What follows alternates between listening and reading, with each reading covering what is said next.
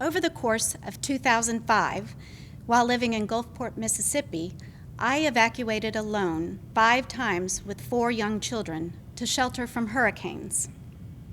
A drive to the shelter in Houston that usually took 6 hours would take anywhere from 12 to 18, depending on how far in advance I decided to leave.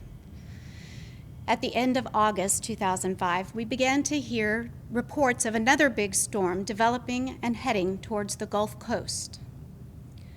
We awoke on a Sunday morning to news that the mayor had ordered all citizens to evacuate immediately. We would not be permitted on the highway west to Texas due to the large number of evacuees fleeing New Orleans.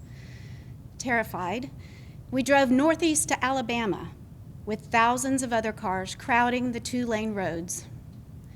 We drove 10 miles an hour in the wind and rain while the radio announced tornado sightings along our route. Hurricane Katrina devastated our small coastal community, as well as the base hospital as it landed 2 miles directly south of our home. We had lived in Gulfport for only 14 months, but we loved our house, our neighborhood, our neighbors, church, and the intimate, small community connections. And my husband, Cannon, loved his work at Keesler Air Force Base Hospital. We had started making long-term plans to stay there permanently. But life doesn't always go as planned. The children and I made our way to Texas.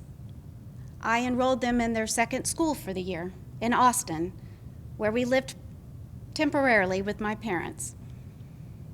They qualified for free lunch because we were considered refugees.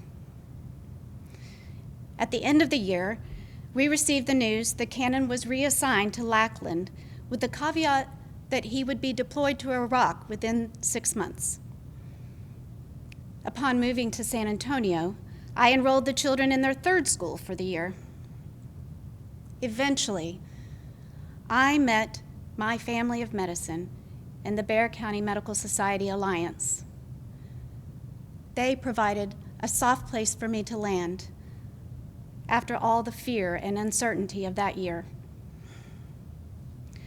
As we all emerge from the relentless storm of this pandemic, we need to recognize that we are now refugees living in a different world than we once knew.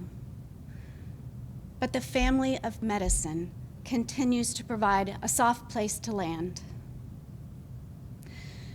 I want to say to the physicians who may be listening that the Alliance understands, and we are so proud of you. We will make an increased effort to provide a soft place for you to land after everything that you have endured. You deserve a free lunch and so much more. Please let the TMA Alliance care for and support you as you continue to care for all Texans. Thank you for your commitment and your perseverance.